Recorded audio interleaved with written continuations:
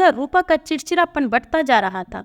बेमन से वह घर के कामों में सास का हाथ बटाती, सबके साथ उदासीन सा व्यवहार करती। उसके अंदर की सुगर, गृहिणी और बेहतरीन कुक मानो खोसी गई थी, बस किसी तरह दिन काट रही थी। सास उसे कई बार कह चुकी थी कि रंजन को मुगलई दाल मखनी और मिस्सी रोटी बहुत पसंद है, उसके लिए बना दे, मगर वो टाल देती। 6 महीने बीत गए।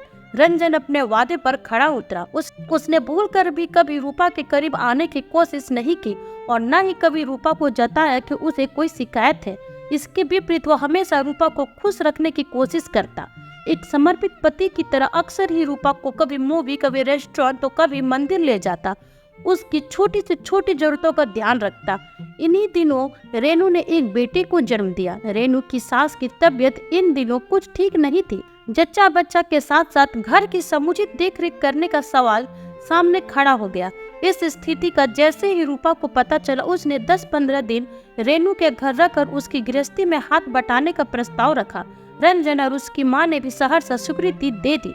रूपा रेनू के घर चली गई। उन्हीं दिनों सुरेंद्र त्रिपाठी का अपने भाई के साथ चल रहा बंटवारे का मुकदमा जीरा की स्टेज पर आ गया।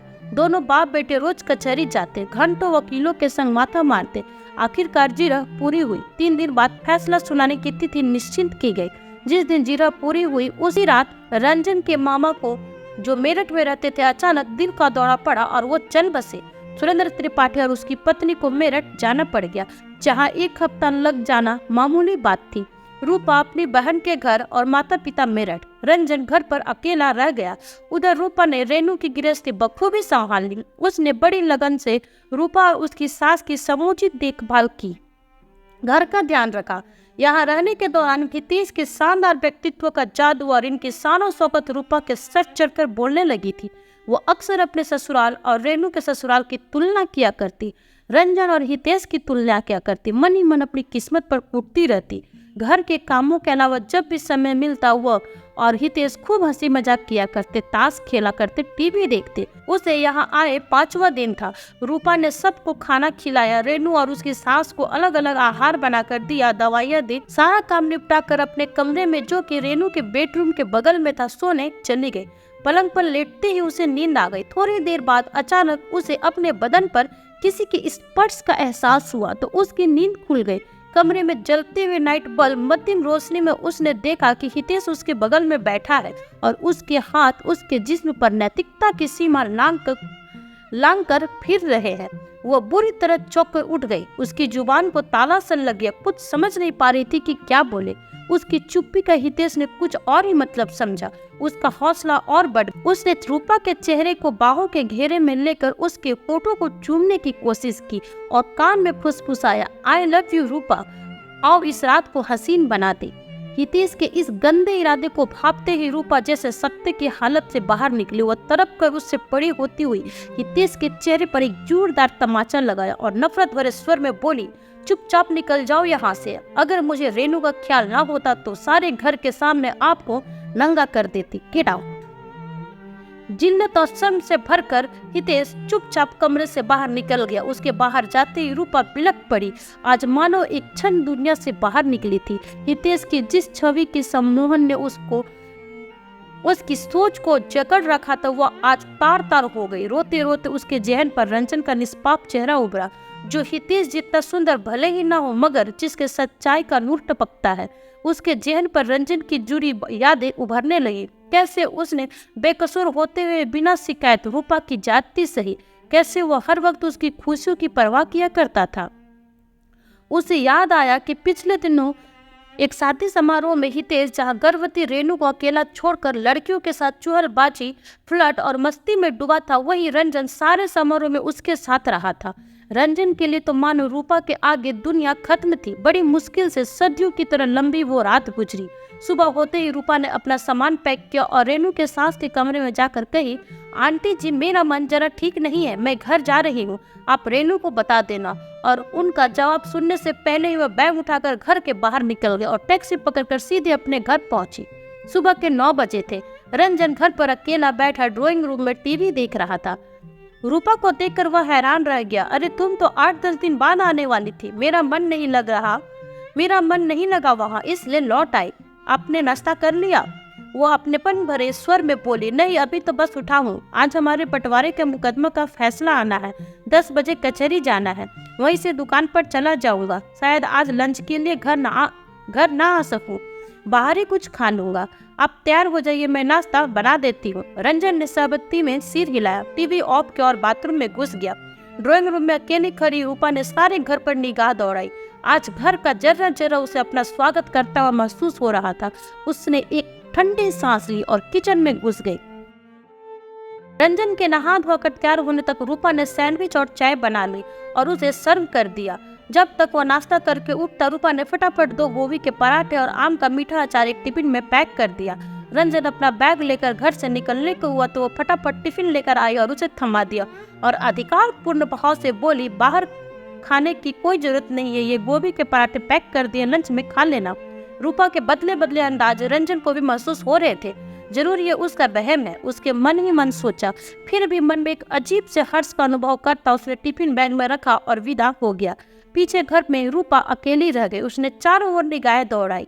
गृहिणी की उपस्थिति के अभाव में घर अपेक्षानुरूप बिखरा पड़ा था। उसने साड़ी का पल्लू कमर में खोसा और मनोयोग से घर की व्यवस्थित करने में जुट गई। शाम तक वो लग भी रही। इस दौरान उसने अपना सारा हुनर इस्तेमाल कर लिया और शाम होते होते जो घर सुबह कबूतर खाना हो रहा था वह एक सुव्यवस्थित आशियाना बन गया। शाम के 5 बज के वो थक गई, मगर अभी उसे कुछ और करना था। उसने आधे घंटे आराम करके अपनी थकान मिटाई, फिर उठी और नहा धोकर फ्रेश हुई। उसने घड़ी पर निगाहें दौड़ाई। 7 बजने के थे। 8 बजे राजीव का आना अपेक्षित था। कुछ याद करके उसके चेहरे पर एक मीठी सी मुस्कान तैर गई। फिर वह किचन में घुस गई और बेहद मनोयोग से मुगलई दाल मखनी व धनिया की चटनी बनाई और मिस्सी रोटी का आटा तैयार करके रखा। अपेक्षा अनुरूप 8:15 बजे रंजन घर लौटा। उसका चेहरा खुशी से दमक रहा था। घर में घुसते ही उसने बैग सोफे पर फेंका और हर्षित स्वर में बोला, रूपा हम केस जीत गए हैं, अब हमें अपना हक मिल जाएगा। हम जीत गए रूपा, हम जीत गए। कहते कहते उसने घर के चारों ओर नजर दौड़ाई। घर का काया पलट हो चुका था। उसे हैरानी से रूपा की ओर देखा। रूपा ने मुस्कुराकर सिर झुका लिया और मन ही मन बोली, हाँ रंजन आप जीत गए, अब आपको आपका हक जरूर मिलेगा। आप हाथ मुंह धो लीजिए, मैं खाना लगाती हूँ। वो प्रत्यक्षता बोली, आज इतनी बड़ी खुशी का दिन है, हम साथ खाना खाएंगे। रंजन को कानों पर विश्वास नहीं हुआ। हाँ हाँ क्यों नहीं, प्रसन्नता से बोला। क्या बनाया है आज? उसने पूछा। दाल मखनी और मिस्सी रोटी। रूपा मीठी मुस्कुराहट के साथ बोली, खास मेरी पसंद का खाना। रंजन हैरान होते हुआ मंत्र मुक्त सा वॉश बेसिन की ओर मुड़ गया। वो समझ नहीं पा रहा था कि इतने बजे केस में मिली जीत की खुशी मनाए या रूपा के बदले व्यवहार की। थोड़ी देर बाद दोनों ड्राइंग रूम के फर्श पर ही बैठकर एक थाली में ही डिनर कर रहे थे। खाना इतना जायकेदार बना था कि रंजन उंगलियां चाटता रह गया। आज खाने के जायके में एक मजे हुए कुक के हुनर के साथ साथ अपने प्रियतमा के मनुहार का तड़का भी साथ था।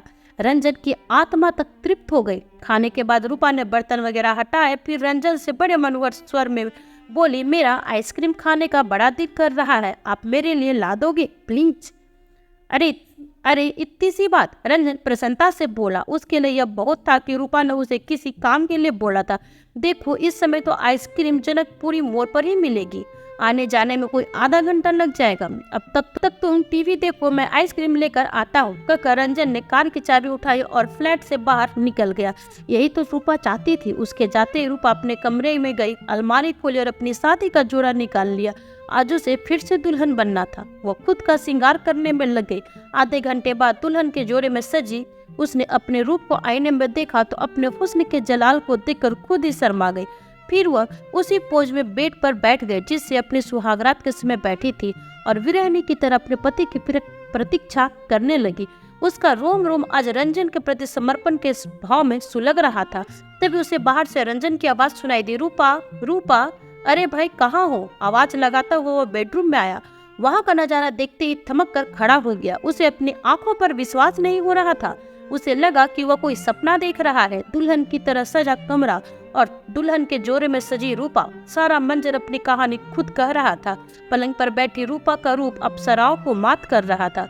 रूपा धीरे से उठी और उसके पास चलकर आई। उसने रंजन के हाथों से आइसक्रीम का पैकेट लेकर टेबल पर रख दिया और नजरें नीचे किए हुए बोली, मेरे गुनाह की जो सजा आप मुझे दोगे मुझे मंजूर है, मगर अपने दिल से मुझे कभी मत निकालना। कहते हुए उसकी कमल जैसे आंखों से दो मोती निकलकर उसके गालों पर लुढ़क आए। रंजन कंपित स्वर में बोला, रूपा, मैं कहीं सपना तो नहीं देख रहा, तुमने मुझे स्वीकार कर लिया। रूपा ने अपनी गोरी बाहें रंजन के गर्दन के गिर्द लपेट दी और भावुक स्वर में बोली, मुझ जैसी बददिमाग लड़की को आपने स्वीकार किया, कभी नफरत की नजर से देखा तक नहीं। ये तो मेरा सौभाग्य है रंजन, मैं आप जैसे देवता पुरुष के काबिल कहाँ हूँ। रंजन ने आतुर भाव से उसे बाहों में भर लिया। रूपा लता की तरह उससे लिपट गई। वक्त जैसे थम गया। कितनी ही देर दोनों यूं ही आलिंगनबद्ध खड़े रहे। फिर रूपा ने रंजन के कानों में प्यार भरे स्वर के साथ कहा, रेनू को बेटा हो गया, अब हम भी मम्मी पापा बनेंगे। रंजन भाव विवश स्वर में बोला, हाँ, मगर मुझे बेटी चाहिए, तुम्हारी जैसी नहीं, आप जैसी। मेरी जैसी हुई तो नकचड़ी बनेगी। वो हंसते हुए बोली। रंजन भी हंस पड़ा। दोनों ने पलंग की ओर नजरें उठाई। रूपा ने शर्मा कर सिर झुका लिया। रंजन ने अपनी बलिष्ठ बाहों में उठाया और पलंग की ओर बढ़ चला। सड़क पार कहीं दूर लाउड स्पीकर पर गाना बज रहा था, दो सितारों का जमी मिलन आज की रात। आइसक्रीम उपचित सी पड़ी पिघलती रही, क्योंकि आज उनकी सुहागरात थी। तो ये थी फ्रेंड्स सुहागरात की अनसुनी कहानी का भाग 2। आशा करती हूँ कि कहानी आपको पसंद आई होगी। तो प्लीज एक लाइक और साथ ही साथ ऐसे ही इंटरेस्टिंग स्टोरी सुनने के लिए चैनल को सब्सक्राइब जरूर कर ले। ओके फ्रेंड्स, फिर मिलूंगी आपसे न्यू वीडियो में नए कहानी के साथ। तब तक अपना ख्याल रखें और स्वस्थ रहें। जाते जाते इस कहानी का सार क्या है कमेंट बॉक्स में कमेंट कर जरूर बताएं। Bye bye.